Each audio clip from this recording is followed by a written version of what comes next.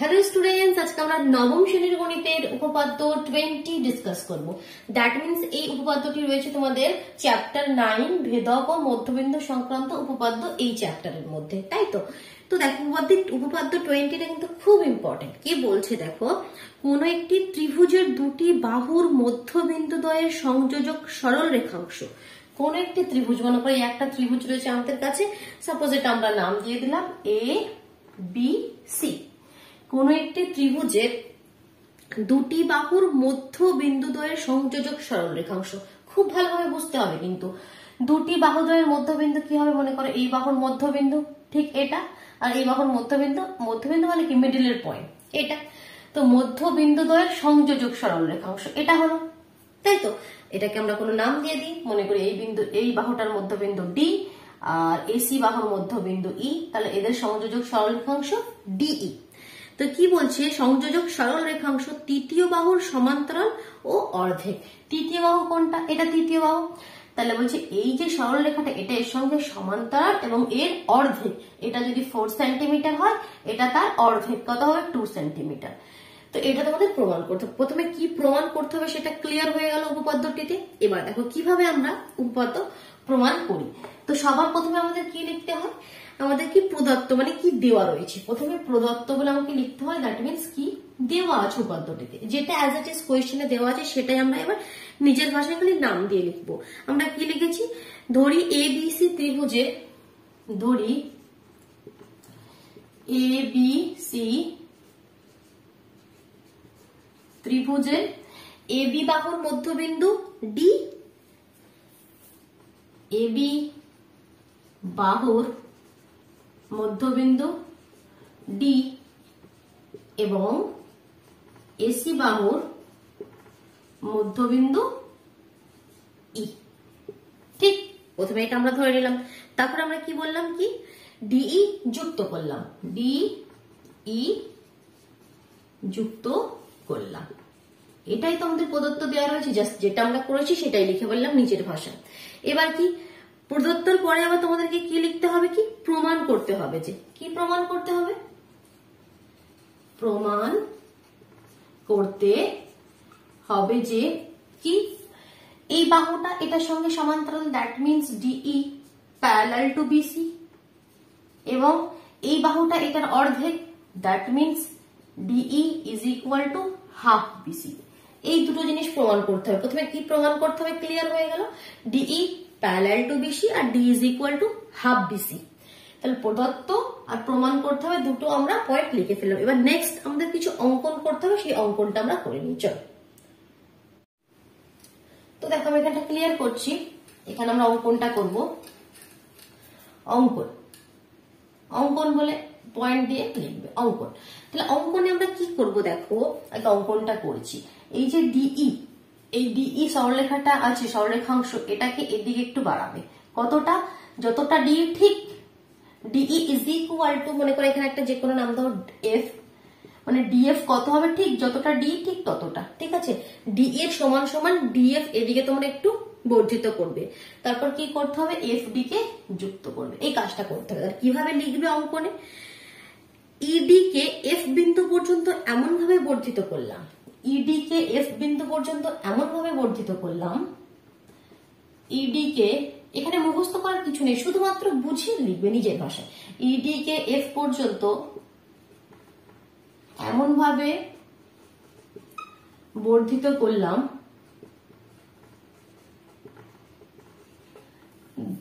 কেমন ভাবে বর্ধিত করলাম, যাতে ED is equal to DF হয়। তাহলে সেটাই লিখতে হবে, এমন ভাবে বর্ধিত করলাম যেন ED is equal to FD, যেন ED is equal to FD না লিখে ডিএফ লেখো। দাঁড়াও 1 minute, ED is equal to DF হয়। ঠিক, অঙ্কনটা ক্লিয়ার হলো। তারপরে অঙ্কন আরেকটু কি করলাম, এফ আর বি বিন্দুদ্বয়কে যুক্ত করলাম, এফ এবং বি বিন্দুদ্বয়কে যুক্ত করলাম। ঠিক, বোঝা গেল? এত পর্যন্ত কোনো কনফিউশন নেই, শুধুমাত্র যেটুকু অঙ্কনে করলাম সেটা অঙ্কনে লিখে ফেললাম। এবার নেক্সট তোমাদের মেইন প্রমাণটাই আসতে হবে। কি প্রমাণটা কিভাবে তোমরা করবে, নিজের কোশ্চেনটা ক্লিয়ার করছি। দেখো প্রমাণ, এবার দেখো প্রমাণ। তো প্রমাণে দেখো আমি এক কনসেপ্টটা আগে দিচ্ছি কি আমরা কিভাবে প্রমাণ করব, তারপর আমি প্রমাণটা লিখছি। দেখো আমাদের প্রধান উদ্দেশ্য এখানে কি কোনো না কোনো রকম ভাবে এই যে বিসি ইএফ এটাকে একটা সামান্তরিক প্রমাণ করব। এই যে বিসিইএফ বুঝতে পারছো কোনটা, এই যে এটা একটা সামান্তরিক প্রমাণ করব। তাহলে সামান্তরিকের বিপরীত বাহু কি সমান্তরাল হয়, তাহলে সেখান থেকে আমরা বলে দিতে পারবো ডিই আর বিসি সমান্তরাল। বোঝা গেল আমরা কি প্রমাণ করব। এটা সবসময় মাথায় রাখবে, আমাকে কোনো না কোনো ভাবে প্রমাণ করতে হবে বিসিইএফ একটা সামান্তরিক। তো সামান্তরিক প্রমাণ করার জন্য আমাদের কি কন্ডিশন লাগে, একজোড়া বিপরীত বাহু সমান আর সমান্তরাল। যে কোনো একটা সামান্তরিক মনে করি, একটা সামান্তরিক এ বি সি ডি, এটা কখন এটাকে আমরা সামান্তরিক বলবো, যখন এর যে কোনো একজোড়া মনে করো এ বি ডিসি কে নিলে একজোড়া বিপরীত বাহু যদি সমান সমান্তরাল দুটোই দেখাতে হবে। A B is equal to DC, আবার A B parallel to DC, সমান সমান্তরাল যদি দেখিয়ে দিই তাহলে আমরা বলে দিতে পারবো কি এটা একটা সামান্তরিক। তো দেখো সেটাই আমরা করবো, এখানে যে কোনো একজোড়া বিপরীত বাহুকে সমান এবং সমান্তরাল দেখাবো। তো সেটা দেখানোর জন্য সবার প্রথমে এখানে এই যে একটা ত্রিভুজ দেখতে পাচ্ছ, এই যে একটা ত্রিভুজ দেখতে পাচ্ছ, এই ত্রিভুজ দুটোকে আমি সর্বসম প্রমাণ করব। কি প্রমাণ করব, সর্বসম। দুটো ত্রিভুজকে সর্বসম প্রমাণ করার জন্য আমাদের তিনটি কন্ডিশন লাগে। দেখো তিনটি কন্ডিশন আমি কিভাবে লিখছি। তাহলে কোন কোন ত্রিভুজ, ত্রিভুজ এডিই আর বিডিএফ এর কি কি আমরা পাচ্ছি সেটা লিখি।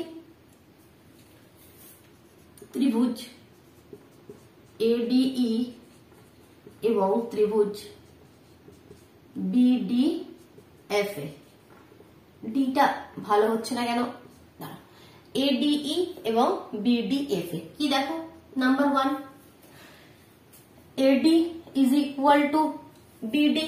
কেন কি, এটা তো আমাদের প্রদত্ত, আমরা যেটা ধরে নিয়েছি সেটা তো বলেই দিয়েছিল কি ডিটা কি এবি এর মধ্যবিন্দু। তাহলে আমরা এখান থেকে একটা পয়েন্ট লিখতে পারবো AD is equal to BD, ব্র্যাকেটে লিখে দেবো প্রদত্ত, মানে এটা দেওয়াই ছিল। ঠিক, নেক্সট আমরা কি লিখবো, অঙ্কন অনুসারে ED is equal to DF, কারণ আমরা এভাবে অঙ্কন করেছি, এমন ভাবে বর্ধিত করেছি যাতে ED is equal to DF হয়। তাহলে সেকেন্ড পয়েন্ট আমরা লিখে দিতে পারবো ED is equal to FD. অঙ্কন অনুসারে কিভাবে এটা পাচ্ছি সেটা একটু আমাদের ব্র্যাকেটে লিখতে হবে, ঠিক আছে। অঙ্কন অনুসারে এটা আমরা লিখে দিলাম। থার্ড পয়েন্ট আমরা কি লিখবো, এটা এই কোণ দুটো সমান হবে। এই ধরনের কোণগুলোকে আমরা কি বলি, বিপ্রতীপ কোণ। বিপ্রতীপ কোণ সমান, তাহলে কি পয়েন্টটা হলো ADE, angle ADE is equal two হয়ে গেল বিডিএফ। বিডিএফ কেন কি, বিপ্রতীপ কোণ, বিপ্রতীপ কোণ সমান হয়।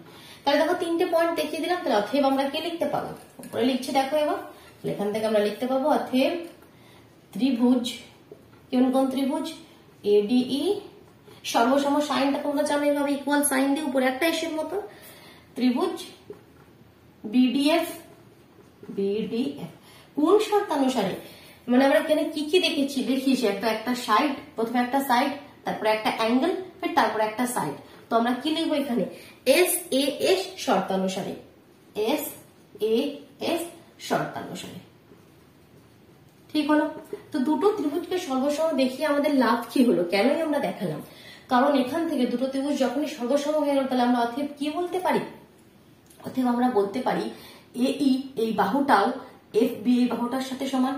যখন দুটো ত্রিভুজ সর্বসম হয় তার প্রত্যেকটা বাহু তাদের করসপন্ডিং বাহুর সাথে সমান হয়ে যায়, সিমিলারলি অ্যাঙ্গেল গুলো সমান হয়ে যায়। তো এখান থেকে আমরা বলতে পারি বিএফ ইজ ইকুয়াল টু এই, বলতে পারি বিএফ ইজ ইকুয়াল টু এই, কোনো ডাউট নেই, বলতে পারি।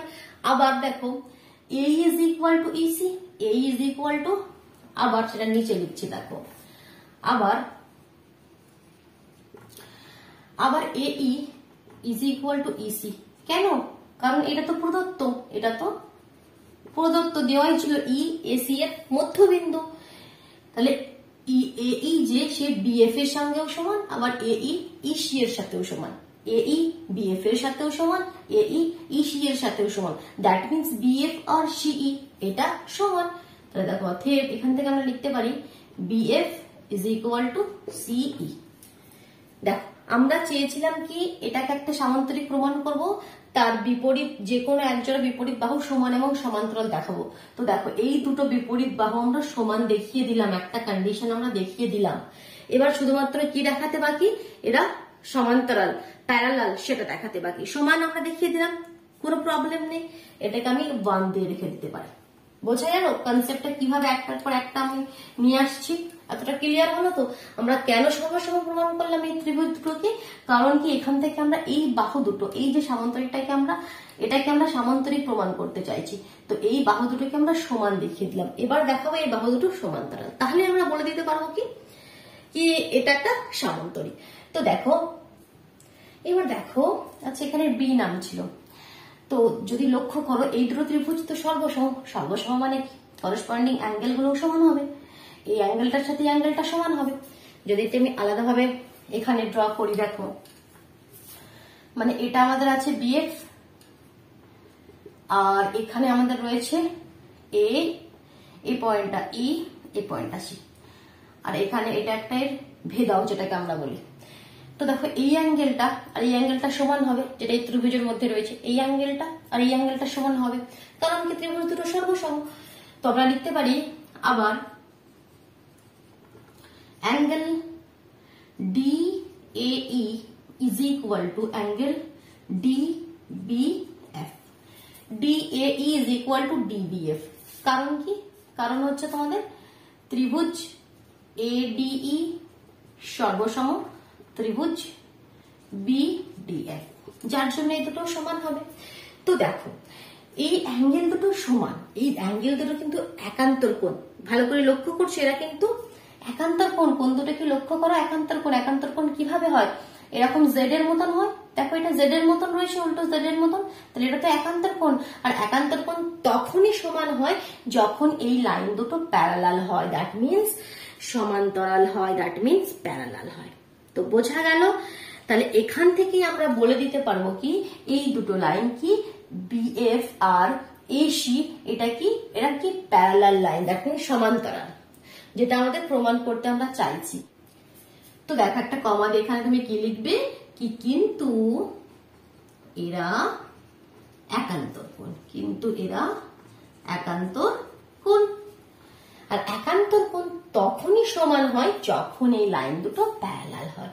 তো এখান থেকে আমরা লিখতে পারি কি FB অতএব FB প্যারালাল টু, যেটাকে আমরা বাংলায় বলি সমান্তরাল, এভাবে আমরা সাইন দিয়ে লিখি FB parallel to AC, FB parallel to AC। দেখো এবার FB যদি AC এর সাথে প্যারালাল হয় তাহলে FB EC এর সাথেও প্যারালাল হবে। AC এর একটা ছোট পার্টই তো EC, কারণ আমাকে তো পুরো লাইনটা চাই না, আমাকে শুধু এটুকুন চাই। তো এখান থেকে আমি চেঞ্জ করে দেবো কি FB প্যারালাল টু EC। তো দেখো ফার্স্টে আমরা কি প্রমাণ করেছিলাম আর সেকেন্ডে আমরা কি প্রমাণ করলাম। ফার্স্টে প্রমাণ করেছিলাম BF মানে এই লাইনটা ইজ ইকুয়াল টু CE, এটার সাথে সমান BF is equal two CE। আবার আমরা প্রমাণ করলাম কি FB মানে কি ওটাই নামটা, এখানে আমি BF লিখেছিলাম এদিক থেকে, এখানে এদিক থেকে লিখেছি, ঠিক আছে। জিনিসটা তো এখানে লাইনটা তো ওটাই সরলরেখাংশটা, তাহলে FB প্যারালাল টু EC। তাহলে দেখো FB আর তোমার CE এটা কি পরস্পর সমান এবং সমান্তরাল দেখিয়ে দিলাম। তো এখান থেকে আমরা বলে দিতে পারবো অতএব, এখান থেকে আমরা কি লিখে দিতে পারবো, কেন আমরা এত কিছু করলাম, অতএব BCEF একটি সামান্তরিক, আর সামান্তরিকের কি হয়, সামান্তরিকের বিপরীত বাহুদ্বয় কি হবে, সমান এবং সমান্তরাল হয়। যেমন এই দুটো বাহুকে সমান সমান্তরাল যেটা সামান্তরিক প্রমাণ করে দিলাম, যে সেই আমরা বলতে পারবো কি আরেকটা যেটা অপোজিট সাইড রয়েছে, দ্যাট মিনস BC আর AC, ওটাও সমান এবং সমান্তরাল। তাহলে আমরা লিখতে পারবো অতএব BC প্যারালাল টু AFE, আর this implies BC parallel to DE, যেটা তোমাদের প্রমাণ করতে হবে বলেছিল। প্রমাণ করতে কি হবে কি এটা এটার সঙ্গে সমান্তরাল, দেখো সমান্তরাল আমরা প্রমাণ করে দিলাম BC প্যারালাল টু DE। এবার কি বলেছিল কি DE যেটা সেটা BC এর হাফ, এবার সেটা কিভাবে প্রমাণ করব, দেখো এবার BC is equal two AFE, এটার সঙ্গে সমান এবং সমান্তরাল এবং সমান, তো আমি সমানটা লিখলাম। এবার ইএফটাকে আমি আবার কি লিখতে পারবো, ইএফটাকে আমি ভেঙে দিতে পারবো FD plus DE, FD plus DE, no doubt ভেঙে দিতে পারি, কারণ এফডি আর ডি দুটো ভাগে ভেঙে দিলাম। এবারে দেখো এফডি আর ডিই তো সমান, কারণ আমরা অঙ্কন কিভাবে করেছিলাম, কি এমন ভাবে বর্ধিত করেছিলাম যাতে ED is equal to DF হয়।